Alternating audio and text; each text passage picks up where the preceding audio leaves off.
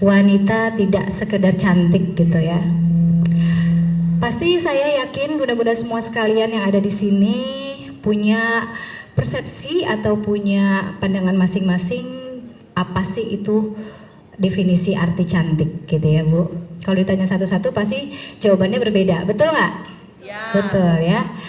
Nah, definisi cantik, sebenarnya cantik itu memang luas ya penjabarannya gitu. Tapi kalau boleh saya agak sedikit rangkum, kalau menurut saya gitu ya bunda-bunda sekalian, definisi cantik itu adalah dia seorang wanita ketibaan naik ya. Dia adalah seorang wanita yang mencintai dirinya sendiri. Ini bagus ya. Ulang nyanyinya dari pertama, nggak kelar-kelar dong. Ya, seorang wanita yang mencintai dirinya sendiri, seorang wanita yang mengenal dirinya sendiri, seorang wanita yang sadar akan kelebihan dan kekurangan dirinya sendiri. Jadi definisi cantik kalau menurut saya seperti itu. Mungkin kalau menurut bunda-bunda yang lainnya cantik kita langsung berpikiran pada jasmani gitu ya, dohirnya saja gitu. Tapi ternyata lebih dari itu, bahwa kecantikan yang abadi, kecantikan yang tak lekang oleh waktu adalah kecantikan yang berasal dari dalam diri kita gitu. Jadi kita yang mencintai diri kita sendiri, kita yang tahu nilai akan diri kita sendiri, kita yang sadar akan kelebihan dan kekurangan diri kita sendiri, itulah adalah definisi cantik menurut saya. Gitu bunda-bunda sekalian. Nah, cantik dohir itu memang kan kita dikasih sama Allah anugerah mata. Kalau misalnya berjalan atau dan lain sebagainya, yang ketika kita lihat pertama adalah memang dari jasmani kita gitu ya. Maka sebab itu kita juga jangan sampai melalaikan untuk merawat atau menjaga kecantikan dohir yang sudah diberikan oleh Allah Subhanahu wa Ta'ala. Kita merawat diri kita, merawat tubuh kita, merawat raga kita, merawat wajah kita, itu juga salah satu bentuk rasa syukur kita kepada Allah Subhanahu wa Ta'ala. Betul gak sih Bun? Betul ya? Karena kan Allah itu menciptakan manusia, apalagi wanita itu dengan bentuk yang indah gitu ya. Nah, kita rawat, kita jaga, itu adalah bentuk syukur kita kepada Allah Subhanahu wa Ta'ala. Kita nggak dolimin badan kita nggak dolimin wajah kita gitu kan. Artinya kita tahu betul, kita sadar betul kita adalah ciptaan Allah, dan sesungguhnya dohir kita ini, jasad kita ini sebenarnya bukan milik kita pada hakikatnya, betul nggak Bun? Jadi jasad kita ini adalah titipan dari Allah gitu, titipan yang Allah kasih ke kita untuk kita jaga. Logikanya gini, kalau misalnya kita dititipin sama tetangga kita atau sahabat kita gitu ya, dititipin barang yang sekiranya itu berharga gitu, pasti kita kan akan menjaga ya. Kita pasti akan amanah untuk menjaga barang tersebut gitu. Nah, begitu pula dengan Allah Subhanahu wa Ta'ala yang sudah menciptakan kita sedemikian rupa indahnya. Jadi kalau kita nggak jaga, kalau kita nggak rawat, artinya kita nggak bersyukur sama Allah Subhanahu wa Ta'ala. Jadi sahabat semuanya, kalau misalnya dibilang yang penting kan hatinya dan lain sebagainya, iya penting banget juga.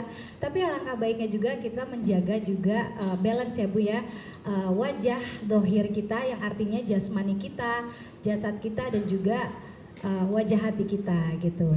Nah, bunda-bundaku sekalian, mungkin di sini bunda-bunda semuanya, bukan mungkin, tapi saya yakin udah pada pinter untuk merawat wajah. Apalagi udah ada Evara Skincare. Waduh, ini udah pasti cantik-cantik banget ini yang ada di sini nih ya. Evara Skincare luar biasa banget, bisa membantu kita, memfasilitasi kita ya untuk bersyukur sama Allah. Jadi medianya itu adalah Evara Skincare gitu. Kita wajib loh Bu, kalau menurut saya ya, sebagai perempuan itu wajib rawat jasmani ya.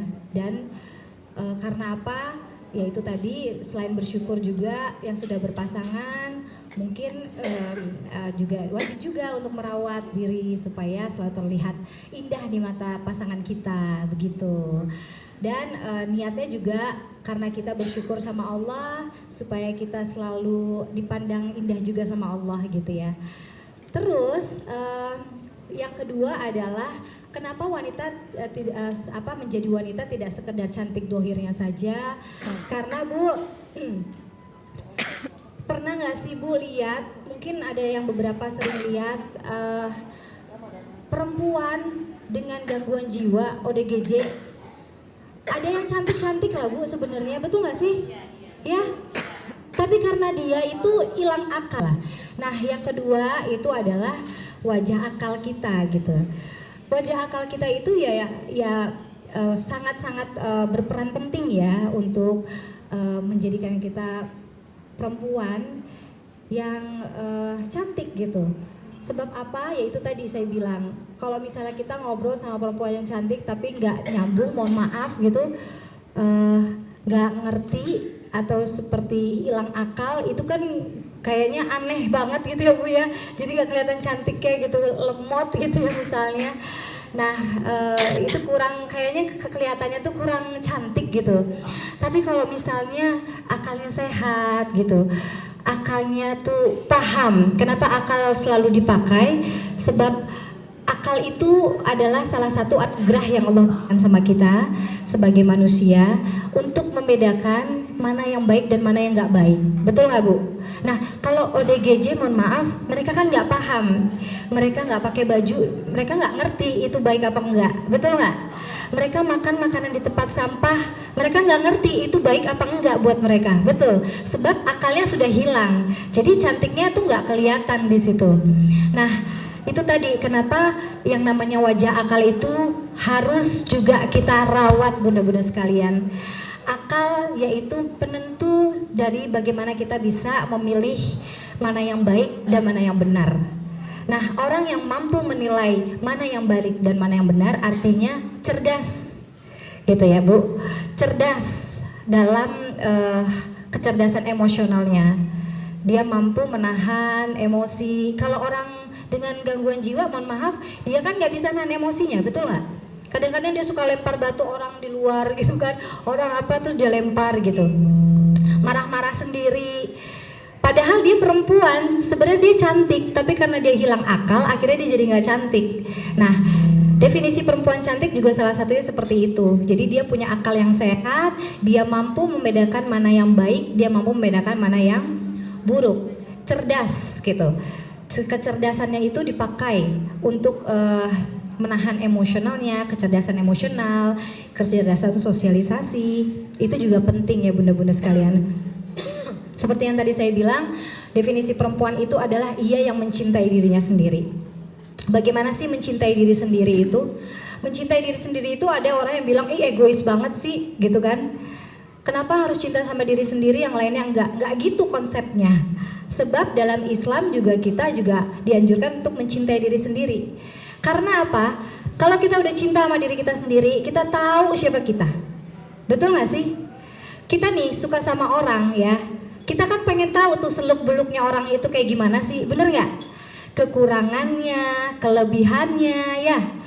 Terus dia berasal dari mana, ya kan? Siapa keluarganya, begitu pula dengan diri kita sendiri. Jadi kalau kita mencintai diri kita sendiri, berarti kita kenal sama diri kita. Berarti kita paham kekurangan dan kelebihan yang ada di dalam diri kita. Kita tahu, kita ngorek-ngorek kekurangannya kita apa sih gitu. Nah itu perempuan cantik tuh kayak gitu. Jadi dia tuh nggak di luar yang hanya dia lihat di luar aja, di luar dari dirinya dia. Dia hanya memandang orang lain, tapi dia nggak memandang dirinya sendiri, gitu ya. Jadi dia pandai melihat celah diri sendiri, tapi dia nggak pandai melihat celah orang lain. Nah itu perempuan-perempuan cantik tuh seperti itu kalau menurut saya. Karena dia harus terus memperbaiki dirinya, bukan hanya kecantikan dohirnya saja gitu. Jadi dia yang kenal dirinya, pasti dia tahu bentuk kekurangannya yang ada di dalam dirinya. Dia tahu kelebihan-kelebihan apa yang ada di dalam dirinya, dan dia paham betul nilai dirinya sendiri. Mohon maaf bunda-bunda, perempuan itu dia anugerahkan sifat malu, betul gak sih? Tapi zaman sekarang rasa-rasanya kita jarang melihat rasa malu itu sudah sangat kurang gitu ya. Sudah sangat kurang gitu loh.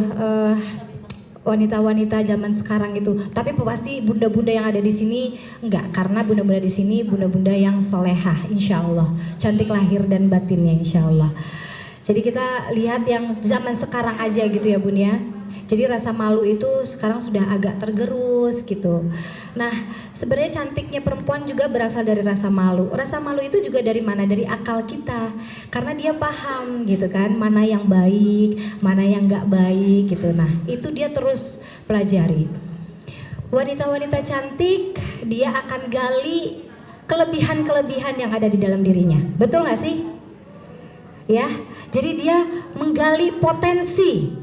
Wanita yang cantik tuh gitu, sigap memperbaiki diri, dan juga sigap melihat kebaikan dan juga kelebihan yang ada di dalam dirinya, gitu. Misalnya dia melihat kelebihan yang ada dalam dirinya, potensi yang ada dalam dirinya, dia gali potensi itu, dia kembangin dirinya sendiri. Dia nggak peduli orang lain mau berkata apa sama dia, selama apa yang dia jalani itu adalah baik gitu. Contoh misalnya, bunda-bunda pasti semua punya kelebihan masing-masing, betul nggak? Ada yang pandai menjahit, ada yang pandai jualan misalnya berdagang, ada yang pandai memasak, ada juga mungkin yang pandai nyanyi, ya. Ada juga mungkin yang pandai parenting mungkin ya, maksudnya bisa menjadi guru TK, pengajar, guru dan lain sebagainya. Itu kan suatu anugerah, suatu karunia yang Allah beri sama kita, potensi yang ada di dalam kita gali. Nah, jadi perempuan cantik itu dia tuh cuman fokus sama dirinya sendiri, bukan egois ya Bu, tapi fokus dengan kekurangan dan kelebihannya, gitu. Jadi kalau dia udah paham gitu ya, dengan kekurangan dan kelebihannya, dia pasti dia akan tahu jalan arah mana yang harus dia tempuh gitu. Dia nggak mungkin selalu melihat celah diri orang lain, karena dia tahu dia juga punya celah keburukan. Ngerti nggak? Jadi yang ditunjuk tuh dirinya dulu sendiri, baru dia melihat orang lain. Nah, dengan kelebihan yang dia punya, perempuan cantik itu akan terus menggali apa yang dia harus angkat gitu ya potensinya. Contoh misalnya Dokter Eva gitu kan. Dokter Eva adalah seorang dokter. Dokter Eva salah satu contoh wanita cantik yang menurut saya, sebab Dokter Eva sudah menemukan potensi yang ada dalam dirinya tuh seperti apa. Betul ya dokter ya? Masya Allah. Nah, seperti itu contoh konkretnya yang sudah ada gitu di sini. Dokter Eva, beliau diberikan Allah kecerdasan, mengambil kuliah kedokteran dalam kecantikan ya dokter ya. Terus beliau akhirnya memberikan ilmunya, menyampaikan ilmunya dengan cara membuat produk-produk skincare. Nah itu kan hal-hal yang manfaat, betul nggak? Membuat sesuatu ilmu dan dijadikan medianya itu skincare dan menjadi manfaat buat perempuan-perempuan yang di luar sana. Dan skincare Evara ini untuk muslimah ya pastinya Bu Dokter ya.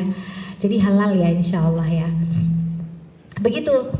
Makanya kita yang hadir di sini, saya paham sekali bunda-bunda semuanya ini, bunda-bunda yang cantik lahir dan batin. Sebab apa? Bunda-bunda datang ke sini ingin mengetahui ilmu gitu kan. Ingin menggali lagi potensi apa yang ada di dalam dirinya bunda-bunda yang ada hadir di sini semuanya.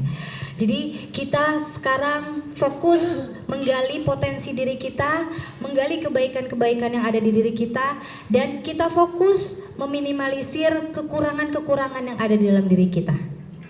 Setuju nggak Bun? Setuju ya.